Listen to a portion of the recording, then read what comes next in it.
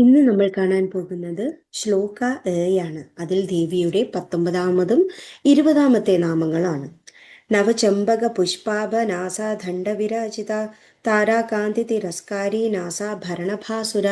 നവ അതായത് പുതിയതായിട്ട്, ചെമ്പക ചെമ്പക എന്ന പേരുള്ള പുഷ്പാഭ ഒരു പുഷ്പത്തിൻ്റെ നാസ ആ ദേവിയുടെ മൂക്ക്, ദണ്ഡ ആ മൂക്കുകളിൽ എവിടെയാണോ മുഖത്തിൽ അത് ഇരിക്കുന്നത്, വിരാജിത അത്ര ശോഭിച്ചിരിക്കുന്നു.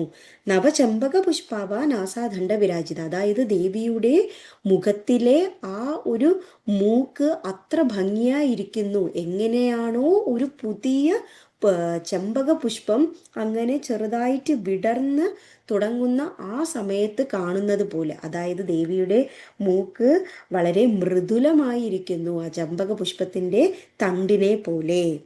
20-ാമത്തെ നാമം താരാകാന്തി തിരസ്കാരി നാസാഭരണ ഭാസുര. താര എന്നാൽ നക്ഷത്രം, കാന്തി എന്നാൽ അതിൻ്റെ ആ ഒരു ശോഭ, തിരസ്കാരി അങ്ങനെ ചുറ്റുവട്ടത്തും അത്രയ്ക്കും അതിനെ പ്രതിബിംബപ്പെടുത്തുന്നു. നാസ മൂക്ക്, ആഭരണം മൂക്കിൽ നമ്മൾ എന്താഭരണമാണ് ഇടുന്നത്? മൂക്കുത്തി. ഭാസുര അത് അങ്ങനെ അയകാർന്ന് നിൽക്കുന്നു.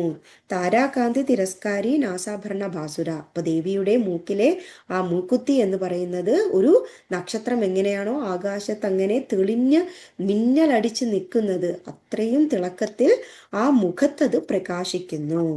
അപ്പോൾ നവചമ്പക പുഷ്പാഭ നാസാദണ്ഡ വിരാജിത താരാകാന്തി തിരസ്കാരി നാസാഭരണ ഭാസുര.